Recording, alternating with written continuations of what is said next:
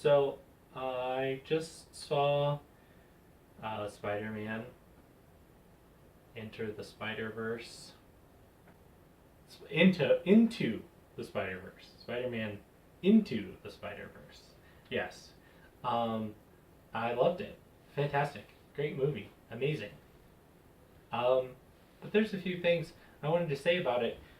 Good things. And I feel like a lot of people will be talking about how fantastic the art style was, how amazing the visuals are in terms of not only the design of each individual character and representing their world they come from being like cartoony to one of them literally being in black and white, which is so amazing. Um, but one thing I wanted to talk about is kind of how we got here, that Spider Verse can even happen in 2018, 2019. You know, um, I distinctly remember, even being a kid in the early aughts, that being a nerd wasn't all that cool. Wasn't really something to aspire for. Um, it was kind of something you got picked on for sure. Being intelligent or being interested in quote unquote weird things um, was definitely not the goal. But now we have nerd cred, and we have sort of like all of these things where you can go to a normal store and buy a T-shirt with your favorite superhero on it. You don't have to go to the comic book store. Um, like even Disney animation fans don't have to go to the Eisner era Disney stores anymore because everybody sells Disney merch. You can go to Walmart, you can go to Family Dollar or Dollar General, you can go to Amazon and buy officially licensed Disney merchandise, but um, there's no longer a stigma attached to enjoying comic book stuff. Um, Two of my coworkers were talking about the Venom movie and how much they enjoyed it. I haven't seen it. I won't speak to its quality one way or the other, but they were definitely saying, "Oh yeah, it's so badass, it's so cool." Tom Hardy's really cool, kind of a guy. So that's cool. Kind of ordinary folks get to enjoy what would have been stigmatized as nerd stuff before. And there's probably something to say about, appreciating art and appreciating the pop culture for the art that it can be, even when it's considered lowbrow stuff like comic books are, or have been in the past.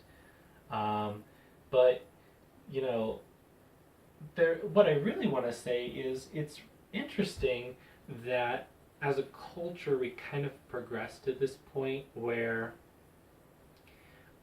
there is discourse around nerd culture. That it's not just sort of like this Star Wars versus Star Trek gatekeeping that you see a lot of times as like, well, Star Trek's for intellectuals and Star Wars is for people who like to have fun.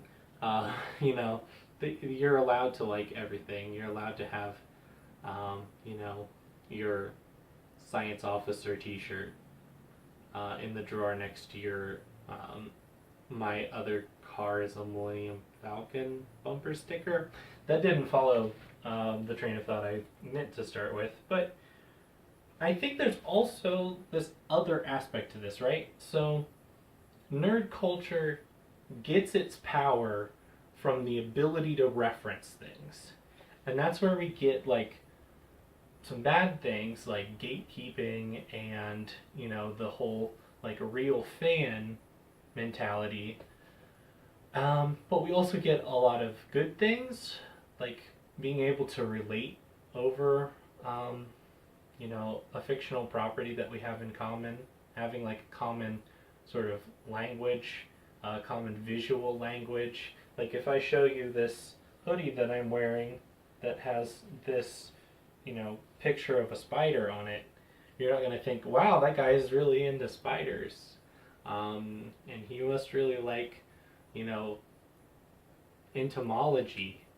And I bet he can list all these, you know, different types of arachnids. What you're going to think is, oh, neat, a Spider-Man shirt. And basically everybody's going to have that same sort of reaction because it's like an icon. It's part of our visual language that we use to understand things. So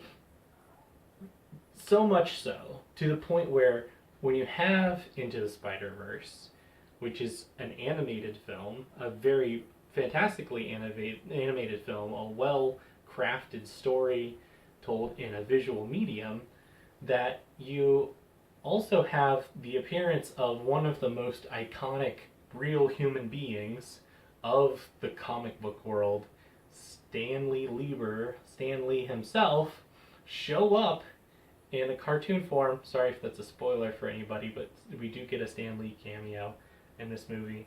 But you don't need somebody to point at him and say, hey, that's Stan Lee.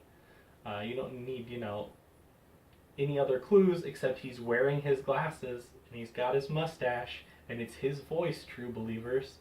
And then the whole theater kind of goes, oh, which was kind of touching, but also a little bit annoying because there was a lot of talking in my theater when I saw this movie. A lot of excited talking, a lot of people really just enjoying the common shared experience like I'm talking about, but also, just some talking.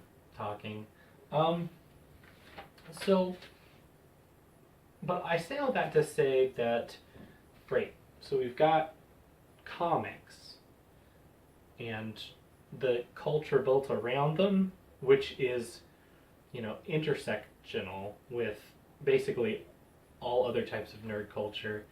I mean, you can draw a Venn diagram or maybe make a 20-sided die and roll it, and odds are pretty good that when you look through your table, nerds are going to appreciate one of the things. There's Dungeons and Dragons, there's Game of Thrones, there's Stranger Things, there's superhero films, there's comic books, there's, horror, there's science fiction films. And, we've got this culture built around something we create referring to something else. And I don't think that's a bad thing. Okay, film as a medium has always been about adaptation. They've almost since the beginning, from 1902, with A Trip to the Moon, an adaptation of Jules Verne's From the Earth to the Moon, film has always been about taking stories that were told in one medium and then retelling them in the visual and audio medium of film. So Into the Spider-Verse is no different, except it is, because it's already a visual medium. Comics are already something that you can look at and you get that visual in your brain. You see the actions taking place on the page, you see characters' facial expressions, and words appear not as, he said, open quotes, but in bubbles. People talk in an active sense where you're directed from one panel to the next to read a conversation fluidly. And this movie does a fantastic job of adapting that visually to a moving visual medium and also adding auditory and visual effects elements on top of the lower base levels, not basic, but more fundamental, more foundational elements of animation. So shout out to visual effects artists out there, because you're probably the least appreciated animators out there, but keep making all of the wonderful visual effects and smoke and particles and all the great things that make things feel real, and the little floaty dust that's in shafts of light in movies and all that other stuff that makes us believe the stories that everybody else is working with you to tell. Yay, visual effects. So anyway, yeah. So we've got these two mediums that are all about creating references, right? Film puts images in front of you and says, here, look at this, understand this image that I'm giving you, and convey an idea through it. There's that famous thing that I don't know what it's called, but it's like black and white, and it's like the juxtaposition of two images gives you an idea. I'm going to put it on the screen right here because I don't feel like Googling it on video. But anyway, the idea is that film conveys ideas through motion, through juxtaposition, through framing, and comics tell stories through lines and colors and juxtaposition and framing in a way that conveys something greater than what's in front of you. Both of these mediums rely on imagination. They rely on the person receiving the information to interpret it in a way that creates meaning for them. And that's really what the audience for both of these things that have kind of come together in this conflux, like universes colliding. I shouldn't have said that so sarcastically, but it's kind of poetic, honestly, that all of these things come together in this way, and they converge in a way that creates a deeper kind of a meaning, not only by telling a more dynamic story, by drawing on the strengths of both mediums, you know, adapting a comic book movie that looks like a comic book, that's really cool. But also by drawing from the references in the deeper culture that we understand. You know, Spider-Man is iconic, but, you know, Peter Parker Spider-Man isn't the only icon in the pantheon anymore. And that's why I think that when we talk about comic books as the new myths, we might be missing something, because myths weren't really, like, recorded like we think of them today. If you want to read a myth, you can go on Wikipedia, or you can go to the library, or you can go to a person who is a docent at a museum and say, tell me this myth about this, you know, statue or this painting. What is, you know, Saturn eating his children represent? Why does this image evoke something? And it's because of the iterative nature of myth, right? Myth wasn't told once and recorded for all history. Myth isn't like scripture. It isn't like canon. Myth is word of mouth. Myth is legend. Myth is spread by someone telling someone else a story. There's no fixed rules. That's why sometimes, you know, when we look at the Greek gods, for example, you might see contradictions in their behavior. You might see someone who's ordinarily rather benevolent suddenly become violent or suddenly become cruel in some strange way, because actions that were happening in the real world, like a storm, were interpreted to be the wrath of a god, and so therefore were part of the mythos, part of the word of mouth that was told about this character. And that's the same way with these guys, the spider people. The spider people in our story don't just show up. They are plucked out of their individual stories in a very literal sense, and their origin story is iterative. It's told basically the same way. That spider keeps coming back and biting people. But you get that origin story, and this is even played for laughs at one point in the movie, but you get that origin story iterated over and over because it's that same myth being retold.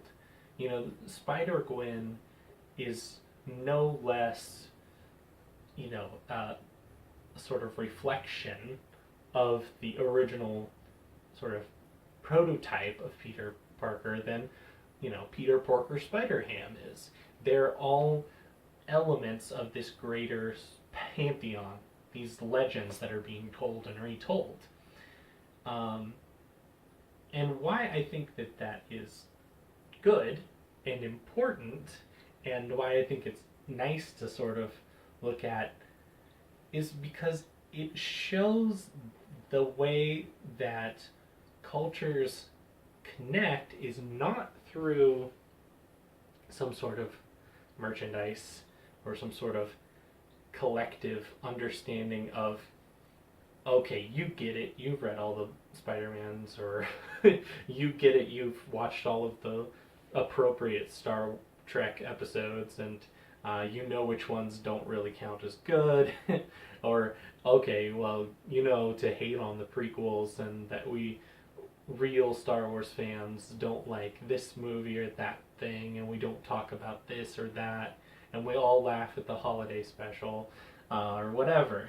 You know, there's no gatekeeping in the real nerd culture.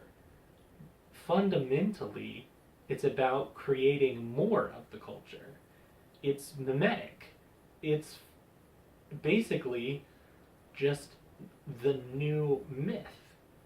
But not in the Campbellian sense. Not in the, oh, this is the same story that's been told. The hero with a million faces. Blech. No. It's more important than that. It's not about textual criticism, literary criticism. This is about cultural criticism.